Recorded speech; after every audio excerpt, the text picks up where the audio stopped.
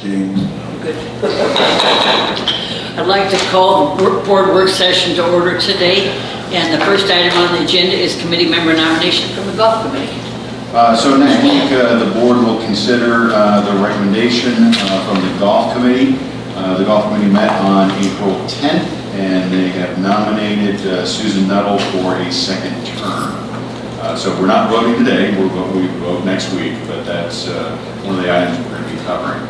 And just to refresh people's memory and audience, this is new this year, that the committees themselves bring up candidates that they have voted upon, and then we approve and move on and get it back to them. So this is our second set. We did lakes last time, and this time it's golf. So, and rec will be bringing theirs probably next month.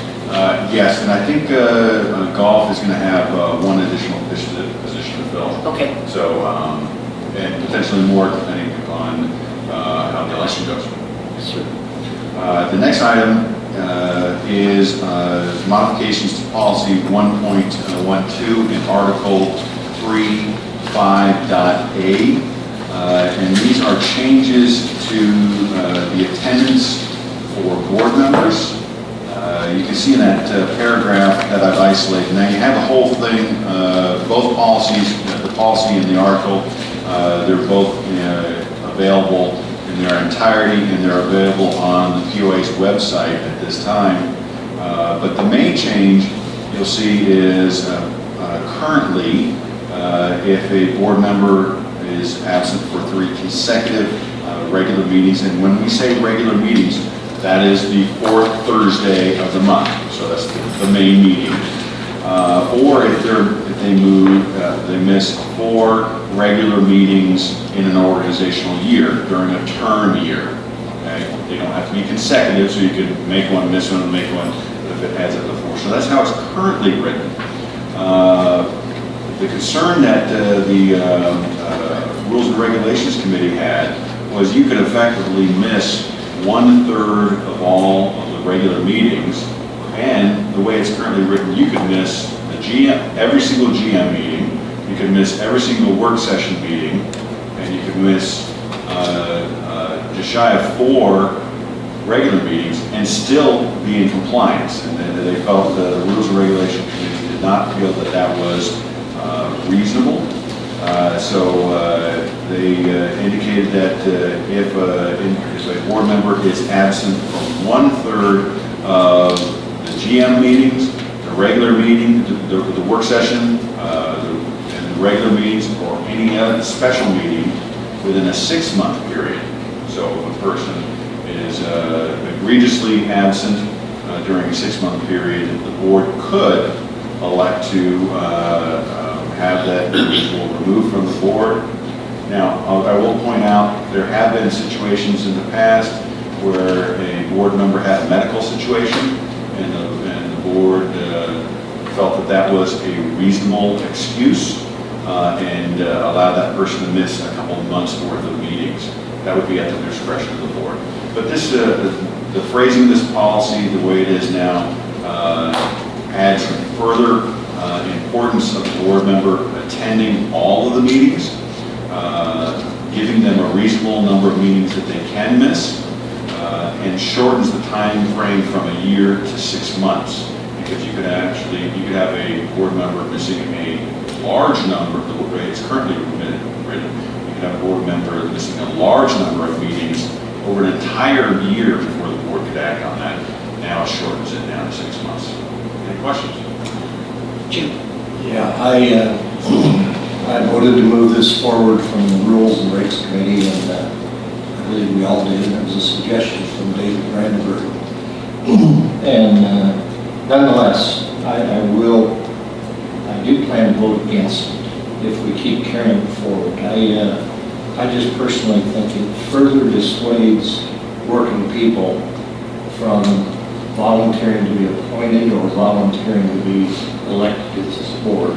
I think there'll be other means for a board member to be updated by Tom or the chair when they miss meetings, especially GM meetings. So I just think it subtly puts that extra onus that we will not get working people on board very often. Question I have first, and then I'll let you. All meetings are okay to call in to attend, and they are counted as present? Yes. Okay, so that would be one. Bruce, go ahead.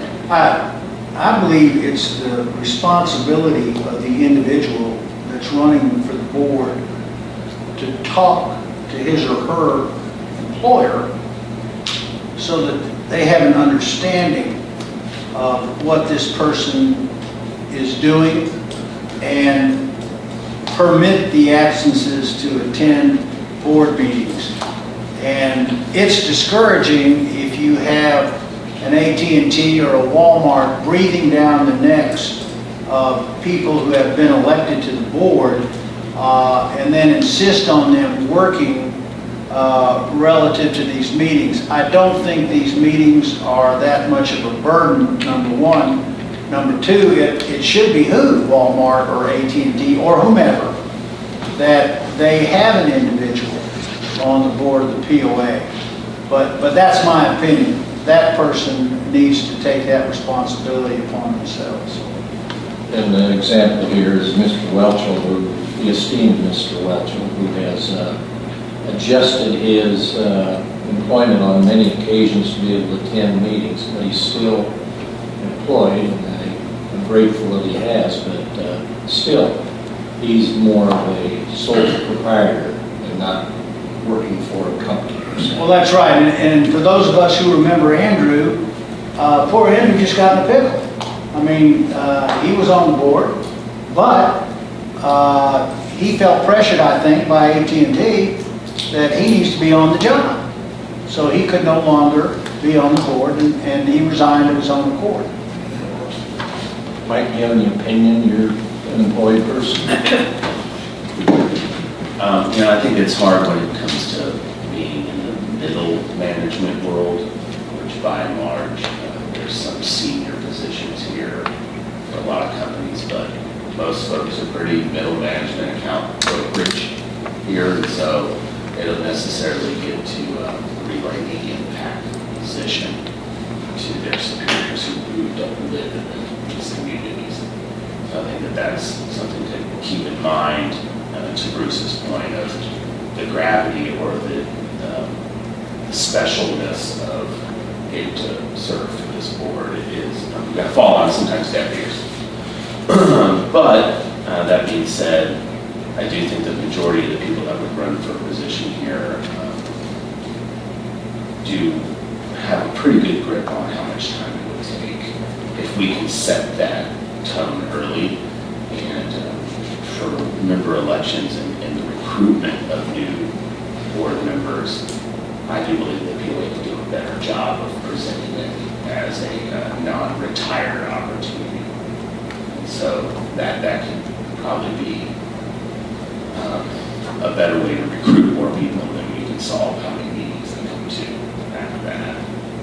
Because I think when you have somebody of value on your board, you're going to find a way that they can still give value to you, and it's not always in their physical form. Other questions or discussion? Pat? I'm just concerned about persons who are perhaps hourly employees, or who have to work specific, they are paid by the hour, okay? And generally speaking, they don't have the latitude of the salaried person for absence from their job. I think that one thing that we can do as a board is, and we have in the past, and I hope that we get more serious about it, is should we have people who are employed and do have work schedules that are fairly strict, that we accommodate those people and schedule meetings at times that may not always be the most convenient for us, but that are make it easier for those people to attend. At the current time, we have meetings scheduled morning, afternoon, and evening. I don't know how more we can spread our meetings around. We're trying to get as many people involved, spreading the meetings about. As far as hourly people applying for board positions, I haven't seen that in the past, and I don't think we would see that in the future. I agree with Bruce when he says the person contemplating a board position probably would do well to clear it with their employer, and you would think that any socially conscious employer would want their employees to be involved in their community. And the number of times that they would be away from work for 1 to 2 hours, I don't think it's a burden. And that's why I brought this up, that I think the person making a commitment to the board is making a commitment. And they should know that full well going in and stand by it. And if they don't do it, we don't want them. Okay, along that same line, I think that last year was the first year, or was it this year's first time that you had meetings beforehand to explain the commitment of the board to possible candidates? Yeah, this is the second year we've done it to try and explain what the commitment level is. And I think those meetings have been productive. It's clarified to people what those interested in running for the board, I think it's given them a picture of what they're getting themselves into, time commitment and so forth. So they know ahead of time before they go out and solicit names and turn it in. These are people who've taken out papers or contacted. Yeah, I think it's important for a potential candidate to understand what they're getting themselves into. And are there people who decide it's not a good idea because of time commitment? Prior to us doing this, so if you go back 3 years ago, we received approximately 70% of all applications that were picked up, 70% were submitted. After we started having informational, it dropped down to about 40%. That wasn't our intention. Our intention was to educate, but I think that some people walked away from with that knowledge and realized that maybe this wasn't a good fit for them. And when we talk about 3 meetings, the GM meeting, the work session, and the board meeting, that isn't the extent of it for the board. So there are other meetings as well, and so it does make a big difference. Patrick, you had something? Yeah, Doug, did you write this? Yes. Okay. Can you tell me what the definition of special meetings in the board is? There's various times that a special meeting would be called outside of the 3 normal, like we had one on Tuesday. Okay. The executive session would fall into that category. Okay. I would almost ask for an amendment to this or an addition to this. I think that service on the assigned committees for board members is important. I think that if you're going to liaise between this committee and the JACs, that if you are to serve on the Rules and Regulations Committee, if you are to serve on the Audit Committee, if you are to serve on any other committee, that is equally important. Well, that I didn't actually, know if that was covered. that was discussed in the Rules and Regulations Committee, and I can't remember which board member, which committee member said, I thought it was Bruce. I think Bruce said something in the nature that if we included in this list the liaison committee positions, then that would really put a burden, an undue burden upon that person. I agree that a board member should attend as many meetings as possible, and we've given them the leeway of 1/3, they can miss 1/3, but one of the board members felt that was maybe too high of a threshold. And for clarification, the special committee meetings are different times, and the board member selects which one they choose to be on, so hopefully it fits their time schedule. They know ahead of time. Just one more attitude on my part, and I'm fine if I'm the only person, but having worn a POA management hat in my career a couple times, it seems to me the fine line between a volunteer, unpaid board who should deal with policy and not operations, that because we have so many meetings, so many committees, so many task force, that fine line starts to disappear for the detriment to our staff, who ends up meeting with committees and boards all the time and not able to get their job done. And I've suffered through that myself on a couple of occasions. And I think that what the committee is trying to accomplish, and I'm going to use an example from my last community, that way I'm not pointing any fingers at anybody at this community, but we had a board member that had lost their motivation and was missing the equivalent of all the GM meetings and missing all the work session meetings, and was just barely going to enough regular meetings that they were still in compliance. But if you added up all the meetings that they should have been at, it was pretty egregious. And so they were effectively walking in to the regular meeting with limited knowledge as to what was being discussed by the board. I mean, the board right now is having a healthy discussion about whether to change this policy or not.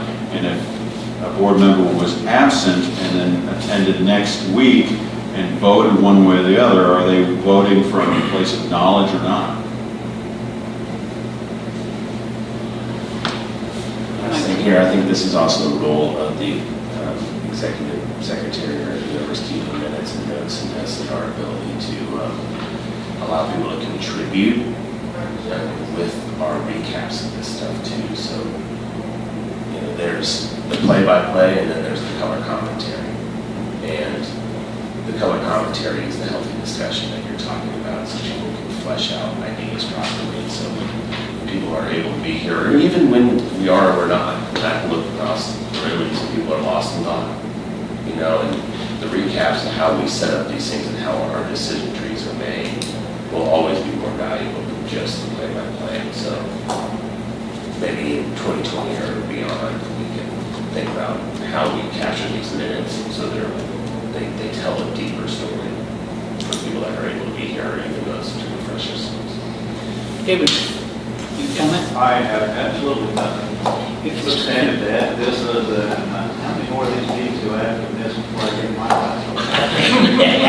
I'll call you frequently, David, do not let that happen. We have Mary or Jerry comments.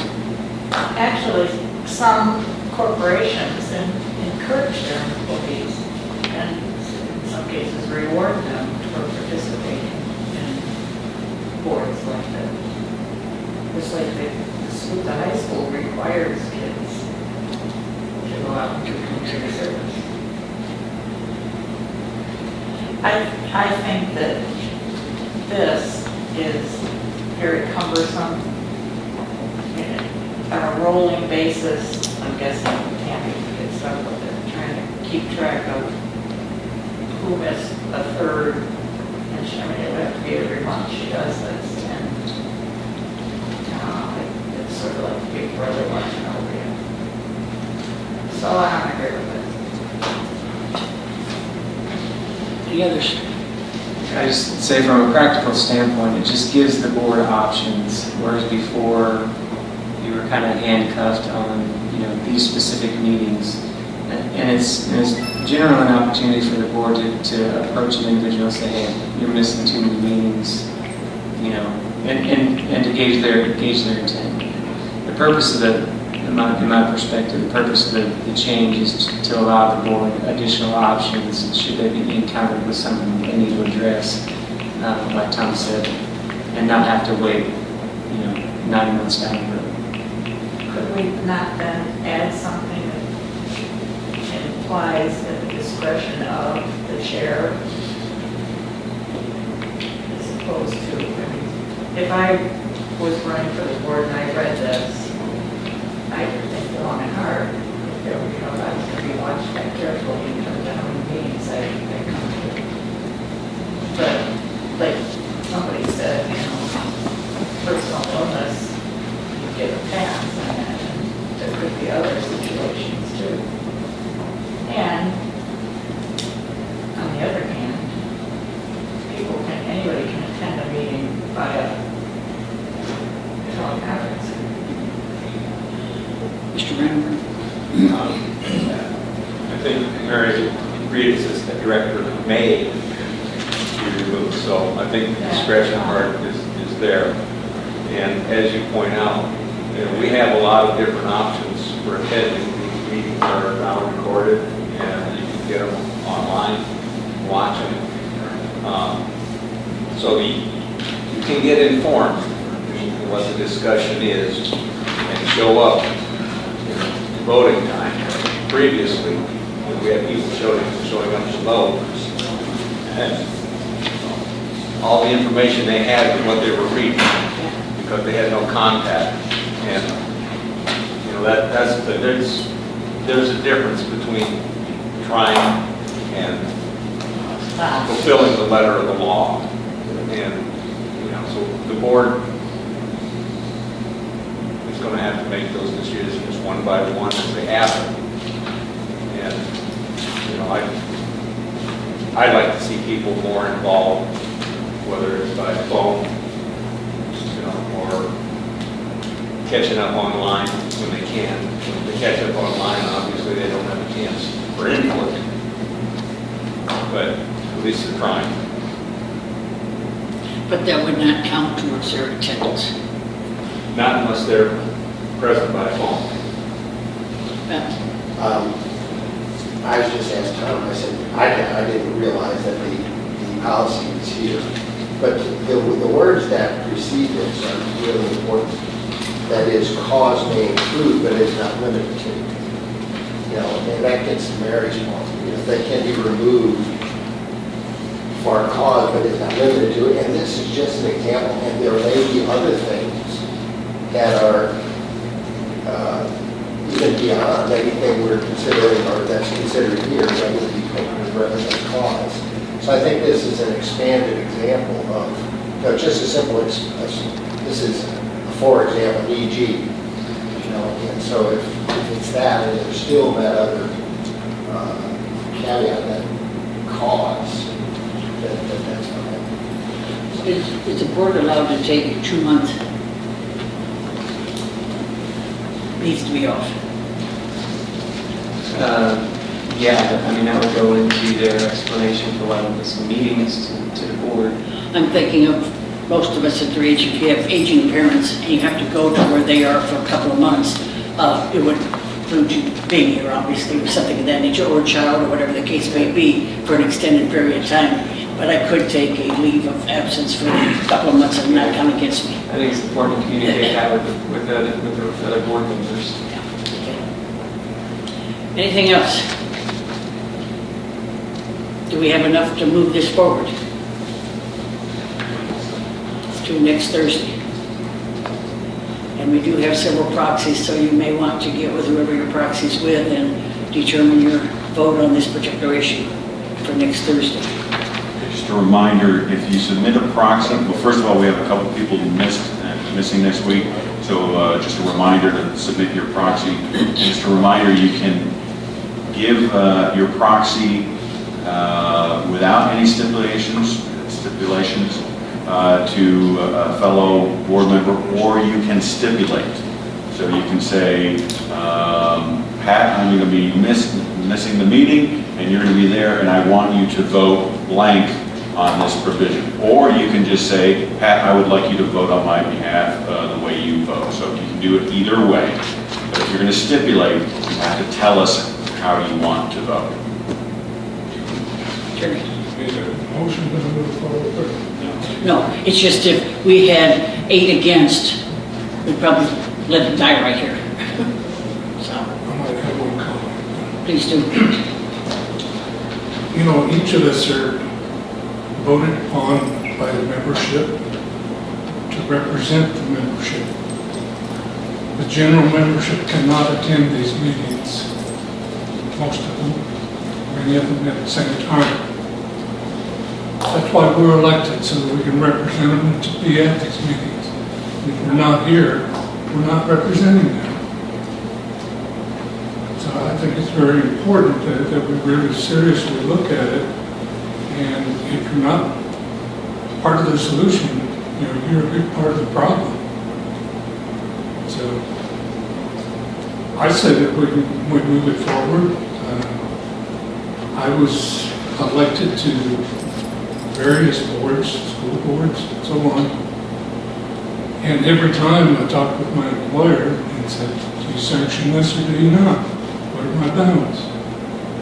And in all cases, hey, go for it, because you're representing not only yourself, not only the community, but the state, and so on. And that's what we do right here. And people that don't attend to them, sure, they can listen in on the phone, telephone, and those kinds of things, but then add their comments to it. So I just think that it's important that many people enter into something with the idea that they're going to make the change. Oftentimes, even in marriage, well, I'm going to change that spouse. And it doesn't happen. Good luck. And so we try to meet the best we can with all of the members. And I think it's up to the individual that if they really want to be a part of it, then they make some changes to accept what it is. When we go to work for somebody, we have rules and guidelines and so on to follow. If we don't like those, our option is try to change them, and you know what that's going to lead to. You're gone. So that's my 2 cents. Okay, anything else? Okay, let's move on to number 4. Open forum. Comments from the audience? No one? Yes. I've got a comment going back to the committee member nomination from the golf committee. And this is just a food for thought type of comment. Susan Nuttall has been just an excellent secretary for the golf committee, literally over the years. And she has put her hand up for chair of that committee. I have heard from at least one individual that a woman will never be the chairman of the golf committee. I find that disparaging, and I certainly would support someone like Susan Nuttall to be chairman of the golf committee. I do think it's time, no disrespect to you, but I do think it's time that we have more women involved in the board, and certainly we have a lot in our management positions, which Tom oversees, but this is a case where someone like a Susan Nuttall is certainly deserving to run the golf committee. I was chair for 3 years in the golf committee, and Stevie Nemar followed me up for 1 year. So there have been women. I wasn't here that. There have been women chair. Go ahead. You mentioned Susan, I got a comment. I've been hearing a little bit around the village that false information is being put out about this person, that person has already decided to close Brittany. This came about as the golf committee is seeking input from the community. We asked the golf committee to do this, and they're going to seek input on what the community feels. And what I'm hearing is you can't vote for this lady's husband for the board because she's already decided to close Brittany. And I don't know where all this false information gets started exactly. I got my suspicions, but I'm getting real tired of all this false information, Facebook, emails, all of this stuff, letters to the editor, all of this crap that keeps coming out. I'm getting sick of it. And Susan is a target of this, and she has been working very hard for Bella Vista, for the golfing community, and to have people I golf with tell me, well, she wants to close Brittany. No, she's trying to seek input. And I mean, I'm sick of that. Any other comments? There is a ADEQ, the Arkansas Department of Environmental Quality, has called a meeting for today at noon at Reardon Hall. I would encourage as many of the board members to attend as possible, and I encourage the community to attend. So it's today, the 18th of April, at noon at Reardon Hall. Okay, we've got announcements to go through. Please follow along because there are some changes, so please put these on your calendars at home. The regular board meeting is next Thursday, of course. The GM meeting is Thursday, May 9th, that's the same. The work session will be moved to Tuesday of this third week. We moved to Tuesday instead of Thursday, and that's May 14th. And same time, 9 o'clock. Community input meeting on Brittany is Tuesday, May 14th at 4 o'clock at Reardon Hall. The annual meeting is Tuesday, May 21st at 6 o'clock. At Reardon Hall. Board liaison and officers, that will be after the election, and they will choose a new chair and liaisons for the committees on Thursday, May 23rd at 4 o'clock, and then the regular board meeting at 6 o'clock on the 23rd. And the meeting on the 23rd, the board officer and liaison, I think it's pretty obvious, but that is the quote-unquote new board will be attending that meeting. Anything else? Can I ask Tom, I thought that you had, or at least it was my impression, that the ADQ meeting today was going to be a walk-in, not a presentation, but a meeting with people to see what the situations are.